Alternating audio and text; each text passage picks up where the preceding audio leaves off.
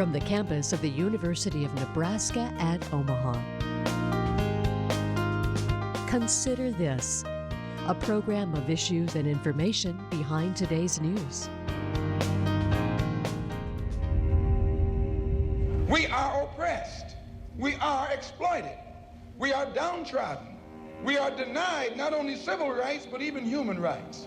So the only way we're going to get some of this oppression and exploitation away from us or aside from us is come together against the common enemy.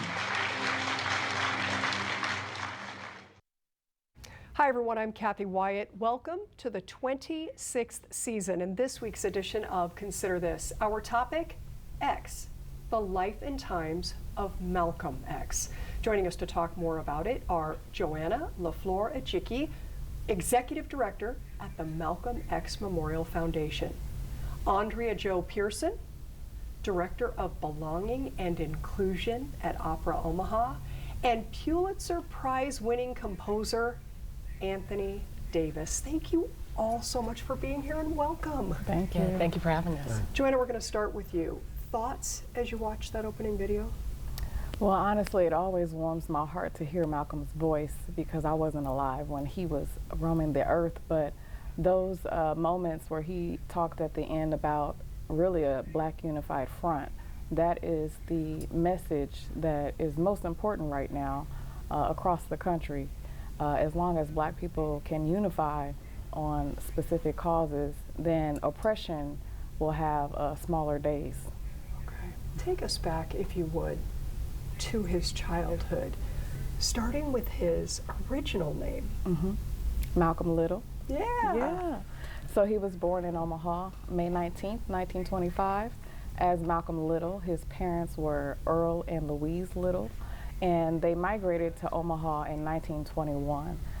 They migrated here for jobs, and they both were also followers of the Marcus Garvey movement.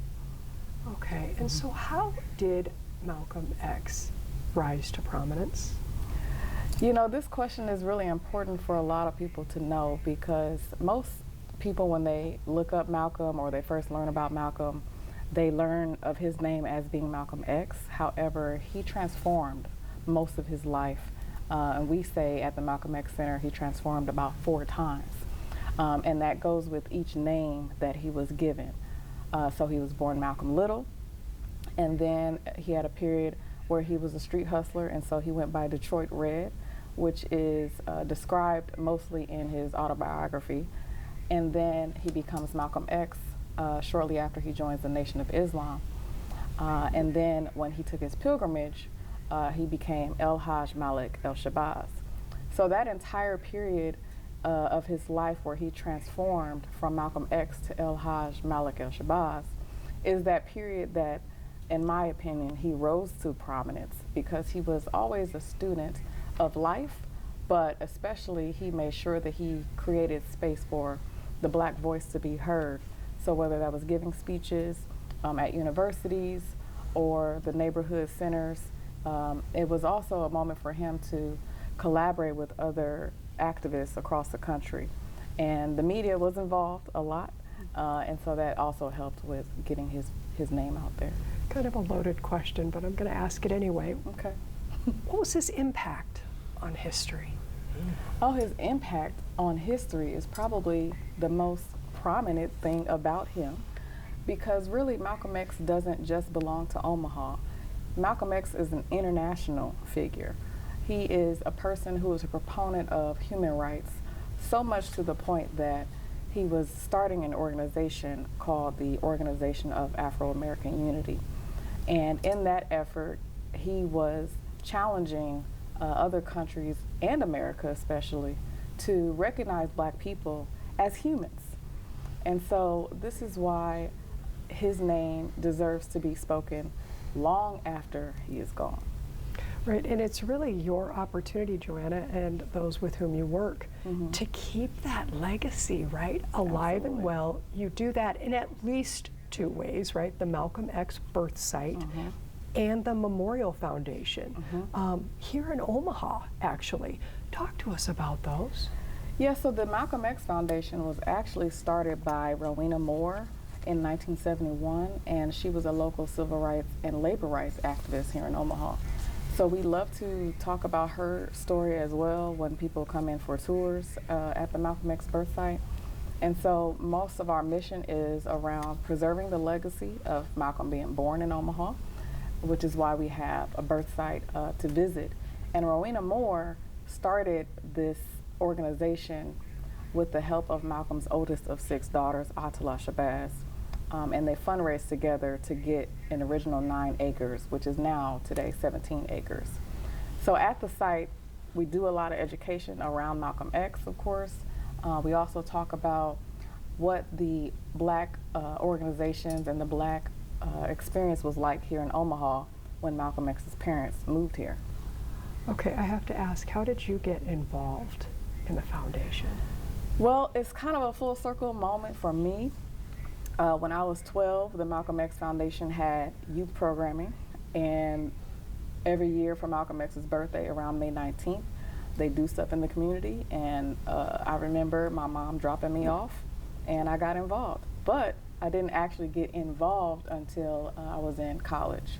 So I volunteered for about 8 years, which included time as a board member. Okay, so when September 12th then rolled around, and there was this big announcement made, right? The Nebraska Hall of Fame. Where were you at the time, and what do you remember about that? Well, I was with a number of community members, about 24 of us, got on a shuttle bus from Omaha and drove to Lincoln. And so I was in the room when the announcement was made, and it became a unanimous vote. And it was a moment also to witness history because Ernie Chambers was in the room. And I think that it was the most impactful because he was there. And I think that he was really the star of the moment on top of that. So I was there. Wow. All right, Andrea Joy, it doesn't stop there, right? So we have this big deal on September 12th. But then less than 2 months later, we're going to raise the curtain on a new opera, X, right? The Life and Times of Malcolm X. Tell us about that. Well, you know, one of the things that's important is that this actually isn't a new opera, right? It premiered in 86? 86. Yeah, and then it wasn't performed for over 30 years, and now there's a revival that's happening of the work, and it's so exciting to be able to put it on here in Omaha, in Malcolm X's birthplace, and for people to see what his life was like in a new way, right? Opera isn't something that everyone is familiar with, and it's not something that everyone grows up with, and it's certainly not a space that is always really focusing on history of the lived experiences of Americans, right? And that's something that we get the opportunity with, that Anthony Davis has given us the opportunity with, to be able to say, what does it look like when we take a dive into the sea of history and learn about this man's life in a new way, and going through a lot of the things that Joanna just talked about, of hearing about the different transformations that happened throughout his life, what it was that he was really about throughout different moments of his life, and what were some of those factors that created the changes, right? Because the changes, they just didn't happen by happenstance, right? It was intentional movement through a space of who am I, where am I going, how do I want to be perceived, how is it that I want to be called, right? What is it that I want to be called in spaces, and what does that mean to me in real time, right? And it needs to be something that speaks to who I am now. And to know that Omaha gets to be a part of that history of one of the most prominent civil rights leaders in American history, to know that that's our story, oh, it matters. And then to get to see it with music and dancing and beautiful singing and orchestral works and a light show, and it feeling futuristic. It's not only showcasing a beautiful life story, it's also showcasing how captivating opera can be in its storytelling. Andrea Joy, that was awesome. Thank you so much so. I'm going to have you introduce this gentleman next to you. Oh, Tell wow. our viewers about this gentleman next to you. Well, this is the prolific Anthony Davis, a composer of composers who is really showcasing how beautiful, wide, robust opera is and can be, and is getting a revival of his works in the now because he lived in the future as he was in the past, that there's even as much relevancy as when it was written as there is today. There's as much excitement today as there was when these works first premiered. What an intro. That was very nice. Yeah, I'm so How'd she excited. do, Anthony? How'd she do? She did great. I mean, that was great. I mean, I couldn't do better myself, I don't think. But and no, it's been exciting to see a revival of X come back, and it's so funny how words that my cousin Talani Davis, who wrote the libretto, wrote it for the opera, seemed to resonate. I mean, when she had a Malcolm's aria that ends Act 1, she said, "You had your foot on me, always pressing." They said that's George Floyd. I mean, that's, you know, and then that was written in, you know, when we wrote that part was in 1984, 85 when we were writing it. So there's these prescient moments, these moments that also speak to, you know, how our condition is it's some ways the same as it was then, and some of the things we face as a people in terms of progressing in America. And Malcolm was also so prescient about that, and that's why he's so vital to us. I mean, you couldn't have Black Lives Matter without Malcolm X.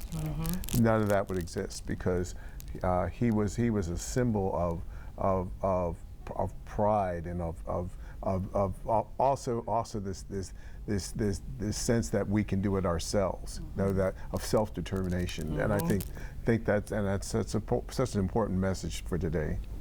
You know, talk to us, Anthony, about the life of a composer, right? So we hear it all the time, we're seeing you now, but what is your life really like as a composer? Well, you know, it's exciting because I love music, so I stay up really late at night, and that's when I write music.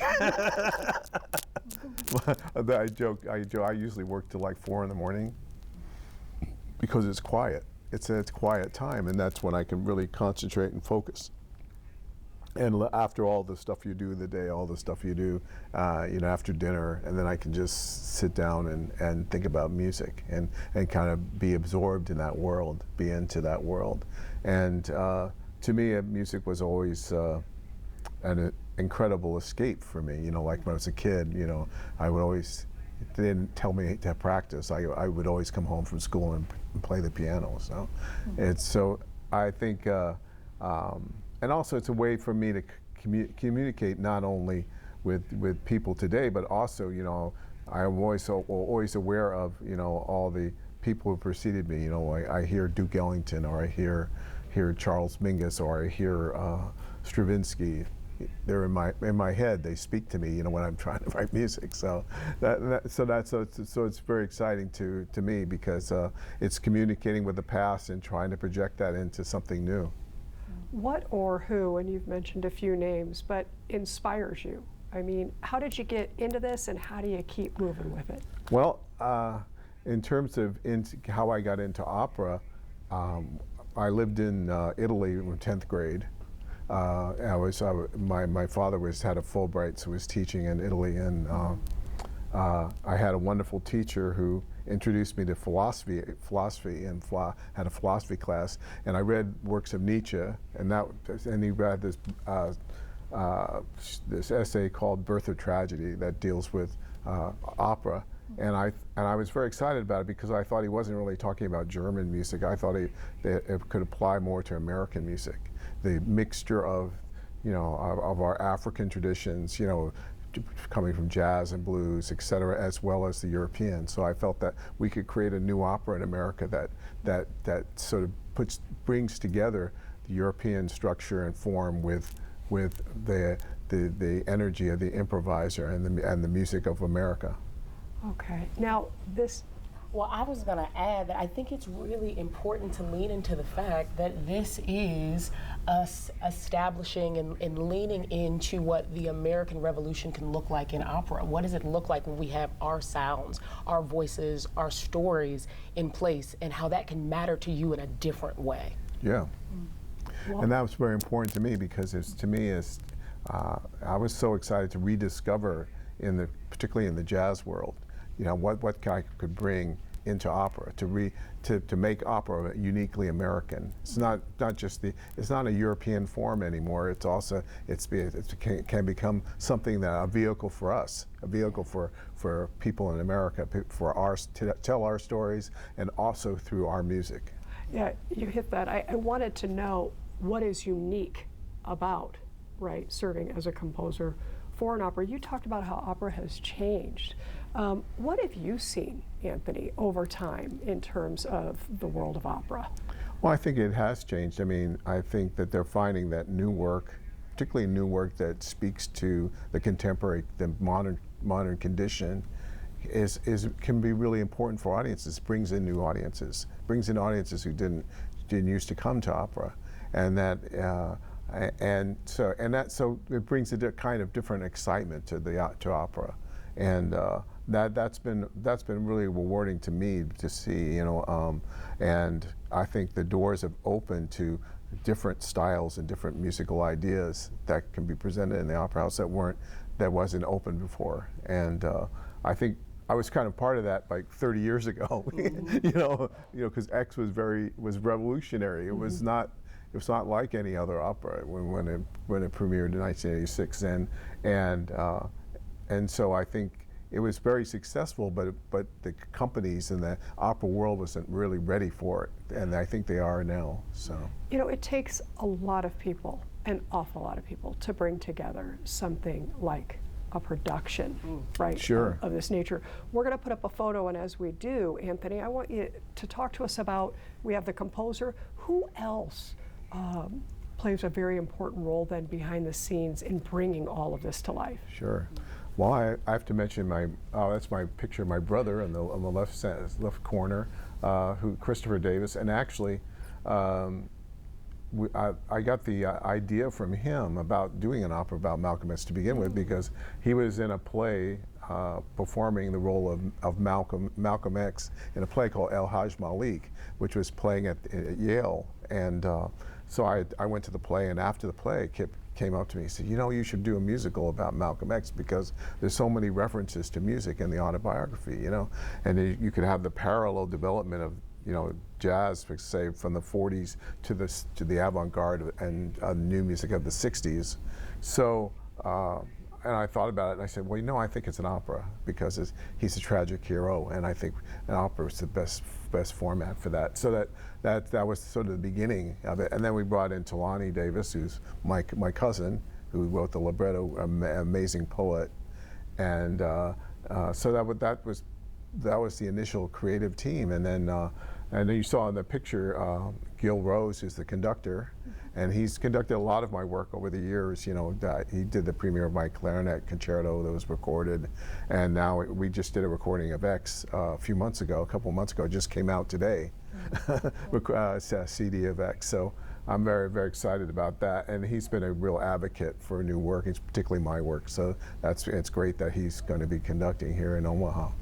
Now, this did premiere in Detroit. I want to ask you, how was it received there? Oh, I think it was received really well. It was very exciting.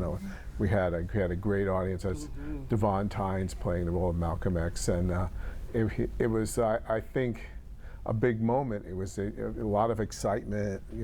It was packed house. I mean, they were lined around the block and stuff. It was very exciting. It's very exciting, and I'm excited to bring it here to Omaha. I was in Omaha in 2007 for my opera Wakanda's Dream, so it's great to come back with X now. And X has so much relevance to Omaha too. Differences between what folks experienced in Detroit and what they'll experience in Omaha. I would imagine there are a few, especially when it comes to the lead role. Yes. Yeah, you have Adam Richardson, who's a wonderful singer.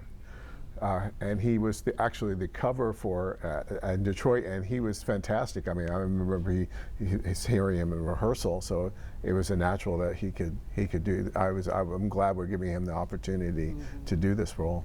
How demanding is a role like this?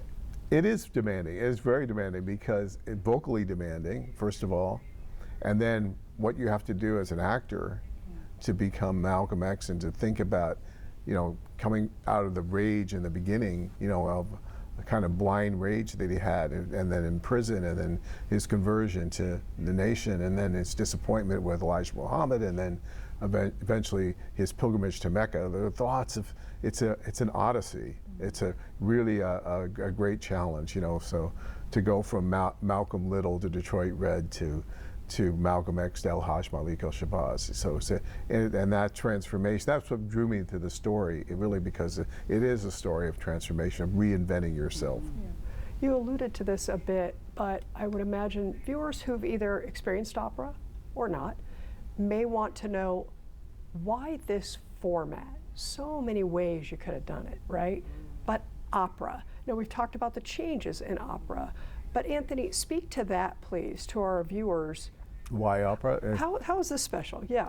Well, I think part of it is that music was such an important part of Malcolm's life. People don't know this, but my family friend Billy Taylor, a wonderful jazz pianist, used to host a radio show, WBAI, in New York, and on Sundays. And so Sunday morning, Malcolm would give a sermon, to give a talk, and then they'd have jazz after it. So they literally, Malcolm X speaking, John Coltrane plays after him, And Malcolm would always stay for the music because he loved the music. And the musicians all knew him. Musicians all knew Malcolm X because in his old days as Detroit Red, he used to hang out at all the clubs, so they all knew Malcolm. And they all were excited about him and excited about his message. And it really resonated with musicians. And in the autobiography, there are a lot of references to music throughout the whole thing. And so I think, so in a way, this idea of how music can tell a story. Music can really tell a story and be part of the drama as well as part of the action of the opera. And that's what makes it different from a musical in a way, because musical you always stop, you have talking, all this stuff. And I always felt that was awkward, and this story I think demanded to be told through the music itself. Okay, thank you. Andrea Joy, it takes collaboration, right, to get something like this done. I know you're partnering with the foundation on several things. What's important to note here? What's important to note is that this story matters to this space in a special way, and we want to create an opportunity for people to find out more, to see a greater level of community, and have a greater cultivation of connection amongst each other as we're looking into our past to say, how does that affect us in our present, and what are the ways that we can step into our spaces in real time and take some of the energy that Malcolm X has provided and say, how does that open up our sense of awareness in what we can be doing today? So it was essential that we partnered with the Malcolm X Foundation in the telling of what we were doing, not just in the opera, but what are we doing around the opera, so that it feels like it's something that is not just beginning or ending on November 4th and 6th and then it's done. That it feels like a real relationship has been established, and we're providing unique opportunities for discussion, for awareness, and for connection amongst the community members that are here. Okay, and I do want to put up a graphic for our viewers. Yeah. The curtain does rise on November 4th. Yes. Very exciting times. And as we're putting that up for viewers, Joanna, you mentioned something happening on the 5th in between these two performances. Tell us about that. Well, I have to piggyback off what Andrea has mentioned as far as the lingering discussions that will need to happen, because the opera will have you with lingering thoughts, wanting to discuss more. And so for that reason, we collaborated. We do have a lecture series normally throughout the year, and so we invite special guests.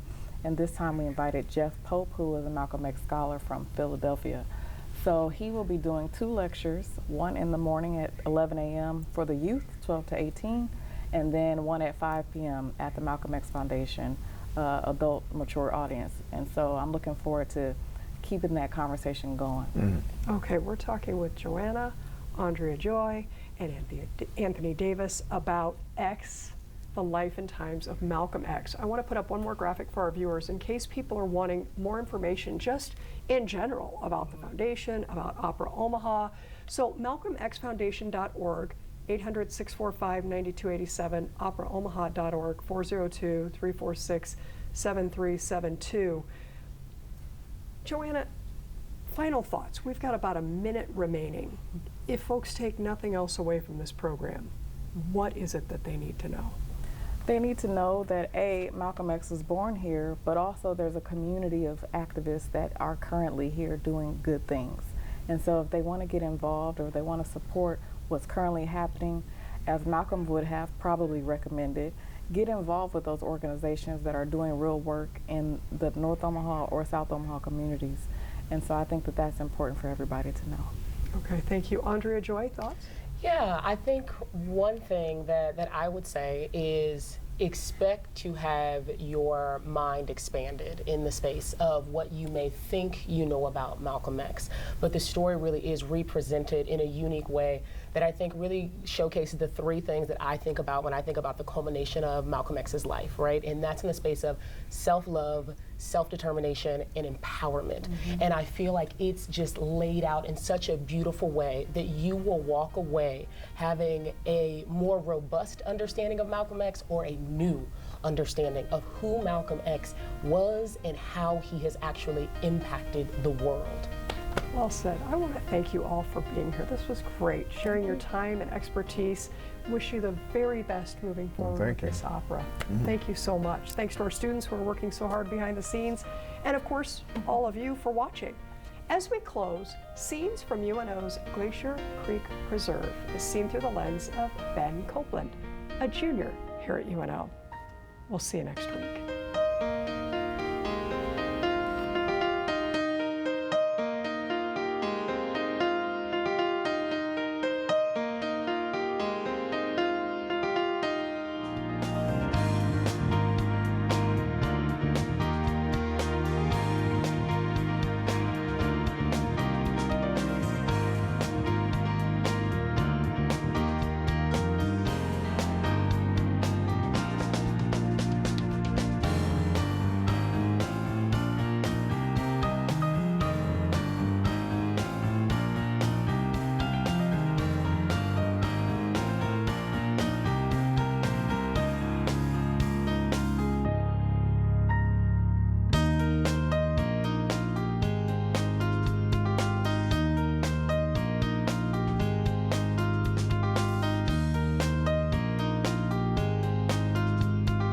Consider This is an issues and information program produced by UNO Television.